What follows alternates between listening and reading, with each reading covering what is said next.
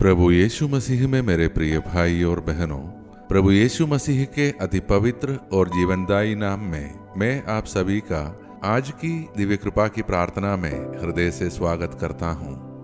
आज एक विशेष दिन है क्योंकि आज कुछ कलीसियाओं में, विशेषकर सीरो मलबार परंपरा में लेंट की पवित्र यात्रा आरंभ होती है।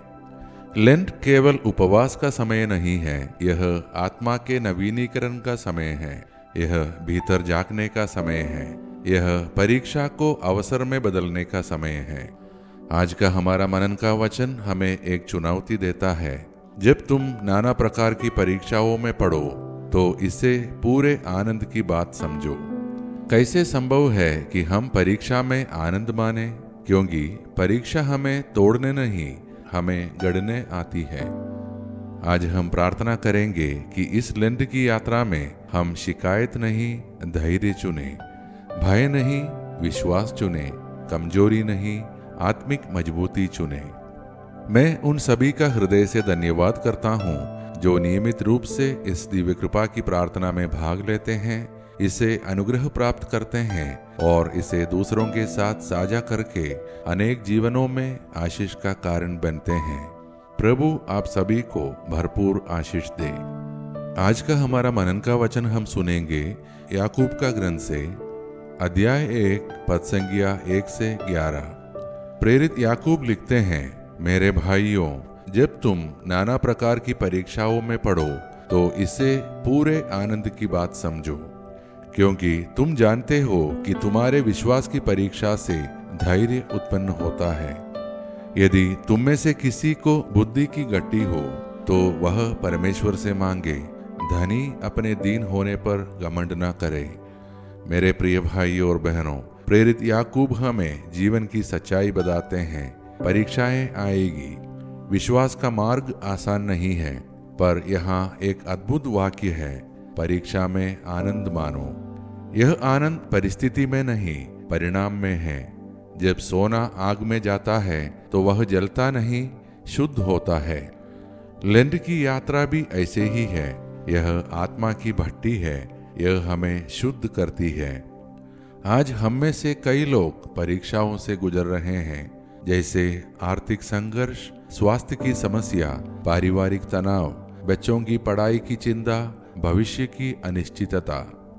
पर परमेश्वर आज हमसे कहता है, मैं तुम्हें छोड़ नहीं रहा, मैं तुम्हें तैयार कर रहा हूँ। प्रेरित याकूब आगे कहते हैं, यदि बुद्धि की गट्टी हो तो मांगो। लेंट का अर्थ है सही निर्णय लेने की बुद्धि मांगना, क्रोध के स्थान पर धैर्य चुनना, अहंकार के स्थान पर विनम्रता चुनना। धनी और निर्धन दोनों के लिए संदेश है। इस संसार की वस्तुएं क्षणभंगुर है, पर जो परमेश्वर में स्थिर है वह स्थायी है। तो अब आइए मेरे प्रिय भाइयों और बहनों, हम सब अपने आप को प्रभु के हाथों में सौंप दे, उस भरोसे के साथ कि वह हमें संभालता है, और मिलकर प्रार्थना करें। हे सर्वशक्तिमान और करुणामय परमेश्वर, इस लेंट के आरंभ में हम अपने जीवन को तेरे सामने रखते हैं। हे प्रभु, हम स्वीकार करते हैं कि कई बार हम परीक्षा में टूट जाते हैं, हम शिकायत करते हैं, हम निराश हो जाते हैं, पर आज हम तुझसे विनती करते हैं, हमें धैर्य दे, हमें विश्वास दे, हमें वह आत्मिक शक्ति दे जो हमें परीक्षा में भी आनंदित रखे। हे प्रभु, हमारे परिवारों को आशीष दे। जहाँ तनाव है वहाँ शांति दे, जहाँ चिंता है वहाँ विश्वास दे। हम अपने बच्चों के लिए विशेष प्रार्थना करते हैं जो इन दिनों परीक्षाएं लिख रहे हैं। उनके मन को शांत कर, उन्हें स्मरण शक्ति, एकाग्रता और आत्मविश्वास दे। उन्हें यह अनुभव करा कि तू उनके साथ है। हम बीमारों के लिए प्रार्थना करते हैं, उन्हें प्रभु यीशु के नाम पर चंगाई प्रदान कर। हम बेरोजगारों के लिए प्रार्थना करते हैं, उनके लिए नए अवसर खोल।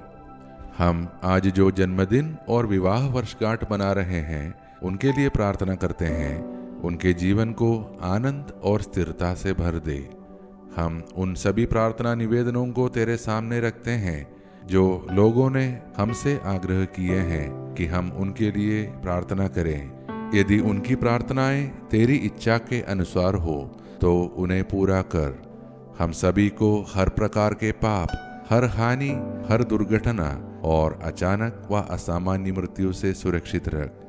हे प्रभु, हम अपने देश और विश्व के शासकों, अधिकारियों और नेताओं के लिए प्रार्थना करते हैं कि तू उन्हें बुद्धि प्रदान कर, उन्हें न्याय और करुणा से भर दे।